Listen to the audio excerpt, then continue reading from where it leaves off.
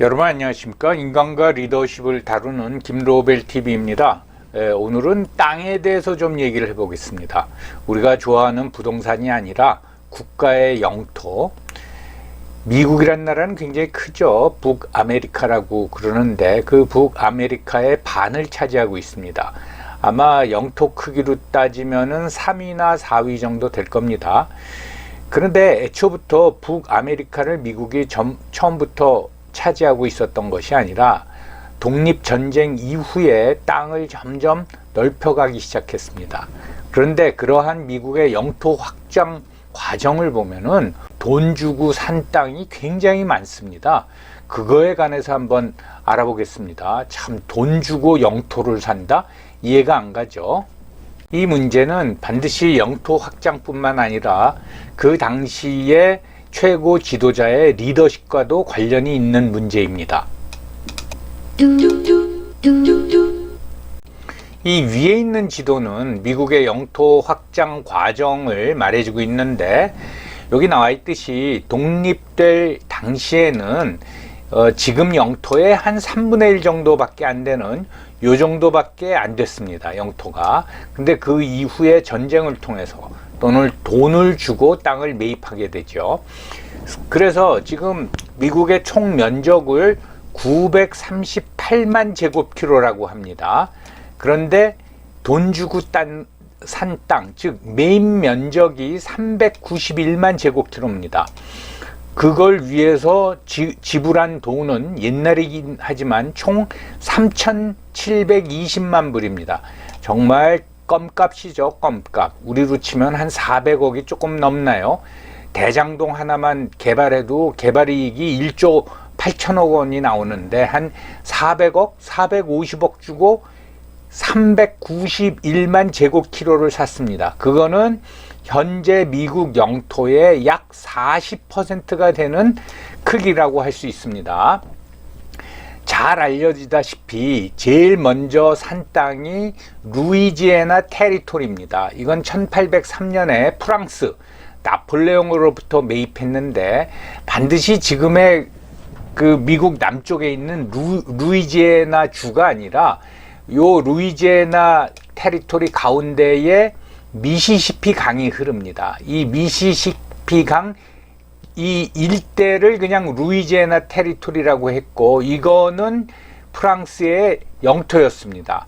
그런데 1800년대 초 정도 되면 프랑스는 그 소위 유럽 대륙에서 나폴레옹 전쟁을 치르느라고 미국, 그러니까 북아메리카에 관심을 가질 수도 없었고 돈도 굉장히 쪼달렸습니다. 그래서 이 일대, 루이지애나 테리토리라는 일대는 말하자면 미국 사람이 와서 농사 짓고 많이 살았습니다. 그런데 여러 가지 불편한 점이 있으니까 미국 사람들이 그러지 말고 프랑스가 별로 관심을 가지고 있는 것 같지도 않은데 이 땅을 우리가 사자 해서 프랑스의 특사를 파견한 겁니다. 맨 처음에는 이 전체를 살 생각을 안 했고 이 미시시피 강 끝에 있는 뉴올리안주 요 일대, 요 항구 일대를 살려고 했습니다. 그래야지 곡물을 수송하기가 편해가지고. 근데 어쨌든 얘기가 돼가지고 나폴레옹으로부터 이 전체를 샀는데 그게 214만 제곱킬로미터입니다. 그 가격은 1,500만 불. 이걸 샀죠. 그 루이지애나 테리토리 서쪽 지방은 뭐 우리가 잘 알고 있는 캘리포니아, 오레곤, 무슨 그 워싱턴, 애리조나 이쪽은 그 스페인 영토였습니다. 미국 영토가 아니고 아직 스페인 영토였습니다. 그래서 루이지애나 테리토리 214만 제곱킬로를 1,500만 불에 프랑스로부터 샀죠. 이 1,500만 불 주고 요렇게 돼 있던 미국의 영토가 이렇게 커진 겁니다. 그 다음에 1819년에 플로리다를 샀습니다. 요 노란색으로 돼 있는 여기인데 미국의 남쪽이죠. 샀는데 이거는 전쟁을 했습니다. 사실 이 플로리다는 스페인도 지배했고 뭐 프랑스도 와서 지배한 적이 있고 또 영국이 와서 지배한 적도 있고 그랬는데 마지막에 스페인이 지배할 적에 미국이 전쟁을 하다가 이길 때쯤 돼가지고 그러지 말고 이 땅을 우리한테 팔아라 해서 총 17만 제곱킬로미터, 우리나라 한반도하고 비슷하죠. 이걸 500만 불에 샀습니다. 그 다음에는 1853년에 소위 이제 서진을 하죠. 서부 개척 시대로 들어가면서 이 일대가 전부 다 스페인으로부터 독립한 멕시코 땅이었는데 결국은 1853년에 전쟁을 일으키죠. 그게 미국 멕시코 전쟁입니다. 거기서 이깁니다. 이겨서 결국은 텍사스가 독립공화국이었는데 정식으로 미 합중국으로 편입되는 걸 인정을 받았고, 그리고 캘리포니아 일대도 다 샀는데 지금의 애리조나하고 뉴멕시코 지역은 완전히 합병을 못했습니다. 합병을 못했는데 이걸 돈 주고 삽니다. 그게 8만 제곱킬로미터. 남한 면적하고 비슷하죠. 그거를 1000만 불에 샀습니다. 그래서 결국은 텍사스서부터 그 리오 그란데 강을 경계로 했는데 거기서부터 뉴멕시코, 애리조나, 캘리포니아가 전부 다 미국의 땅이 되는 겁니다. 그리고 알래스카 마지막으로 이제 여기 지도에 안 나와 있는데 저 캐나다 위에 저 북극 쪽에 알래스카 땅이 있지 않습니까? 이거를 1867년에 러시아로부터 삽니다. 그 면적이 52만 제곱킬로미터, 720만 불을 줬습니다. 여기서 참 희한한 게 프랑스로부터 루이지애나, 러시아로부터 알래스카를 매입을 할 적에는 전쟁 없이 그냥 돈만 주고 매입을 했는데 플로리다하고 미 서부 지역을 매입할 적에는 전쟁을 하다가 미국이 이제 승기를 다 잡고 그러지 말고 우리한테 그거 팔어 해가지고 각각 500만 불, 1000만 불을 주고 땅을 매입했다라는 겁니다. 다시 말씀드리지만 미국의 총 면적은 983만 제곱킬로미터 있는데 돈 주고 매입한 게 19세기에 391만 제곱킬로미터, 총 액수는 3720만 달러. 그 매입한 영토가 미국 전체 영토의 40%를 차지하고 있는 겁니다. 앞에서 언급한 네 가지 사례 중에서 알래스카 매입건에 대해서 좀 자세히 살펴보도록 하겠습니다. 다 아시겠지만은 알래스카가 캐나다 그리고 요 북극 쪽에 있죠. 그다음에 요 가운데 베링해가 있고, 이건 러시아의 시베리아의 맨 동쪽이라고 이제 하겠습니다. 표토르 1세가 러시아에 1741년에 러시아하고 그러니까 북아메리카하고 붙어 있냐 그걸 한번 확인해 봐라 해서 탐험대를 보냅니다. 그게 덴마크 출신이었는데 그 사람 이름이 베링이죠. 그래서 베링이 탐험대를 이끌고 그 지역에 가봐서 1741년에 붙어 있지 않고 가운데 바다가 있습니다 해서 그게 이제 베링해라고 이름을 붙였죠. 그러니까 얼마나 머냐, 그러니까 그렇게 멀지가 않습니다 해서 이주를 시킵니다. 그래서 1741년 베링해 발견 이후에 러시아 주민이 현재 알래스카 땅으로 이제 이주를 했는데 최종적으로 총 1만 명 정도 살았다고 합니다. 그런데 거기에는 훨씬 더 많은 원주민, 우리가 흔히 알고 있는 에스키모인들이 살고 있었죠. 이 러시아인들은 너무 추운 땅이니까 다른 걸 할 수 없고 동물 모피 장사를 했습니다.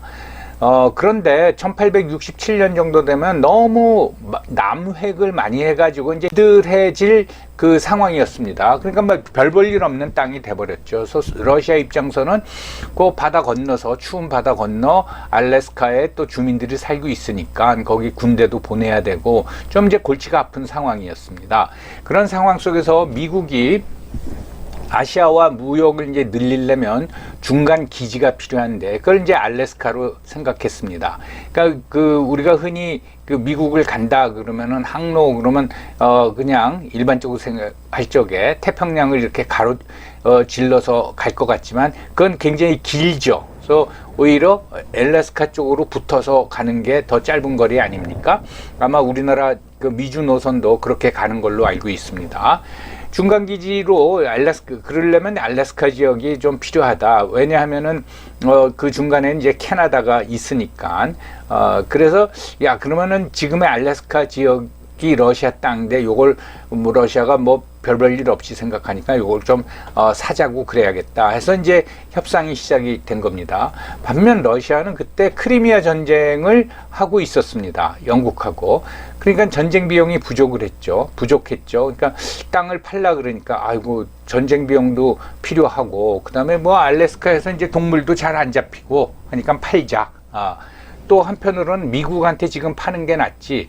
캐나다는 그때 영국이 지배하고 있었습니다. 그러니까 캐나다가 밀고 올라와 가지고 저 알래스카를 점령해 버리면은 결국 영국이 점령하는 것보다는 미국한테 파는 게 더 낫다라는 간단히 말씀드리면 요약을 드리면 그런 생각에서 결국은 협상이 이루어졌습니다. 그래서 1867년 3월 30일 날 협상이 이루어졌는데 말씀드린 대로 가격은 720만 달러. 주요 그 주도자들은 누구였냐면 미국은 그 당시 대통령이 앤드류 존슨 대통령이고 그때 국무장관이 윌리엄 슈어드였습니다. 알래스카를 사야겠다라는 아이디어를 낸 사람은 슈어드 국무장관인데 의회한테 보고하지 않고 대통령의 지원을 받아서 이 계약을 성사시켰습니다. 러시아는 알렉산드르 2세 크림 전쟁으로 굉장히 골치가 아플 때죠. 그런데 언론과 의회가 엄청나게 반대를 했습니다. 그 얼음덩어리 땅을 사서 뭐 하느냐 해가지고 그때 나온 얘기가 그 슈어드 국무장관의 이름을 딴 슈어드 폴리라는 거는 멍청이 짓 그런 뜻 아닙니까? 멍청이 짓이다 라는 이제 유행어가 나올 정도라고 합니다. 그런데 앤드류 존슨 대통령이 계약을 성립시킨 다음에 굉장히 설득을 하고 호소를 했습니다. 결과적으로 표결을 붙였는데 한 표 차로 간신히 비준이 통과돼서 720만 불의 알래스카 땅을 사게 된 겁니다. 그런데 불과 10년 조금 지나서 1880년대서부터 각종 광물, 당연히 금이 포함되어 있죠. 이게 발견되기 시작하는 겁니다. 그러니까 알짜배기 땅이 돼버린 거죠. 거기서 끝나는 게 아니라 100년이 지난 후에는 1971년에 유전이 발견이 됐어요. 굉장히 큰 유전이었습니다. 또 몇 년 전에는 뭐 30억 배럴짜리 유전이 또 발견됐다는 거 아닙니까? 그러니까 엄청납니다. 그래서 미국에는 50개 주가 있는데 1인당 주민 소득이 가장 높은 주가 알래스카 주입니다. 그리고 보통 흔히 본토에서는 최저 시급이 시간당 15불, 16불이지만은 알래스카는 40불입니다. 그래서 방학 때 미국 학생들이 알래스카 가서 알바 몇 달 하면은 1년치 생활비를 벌어온다.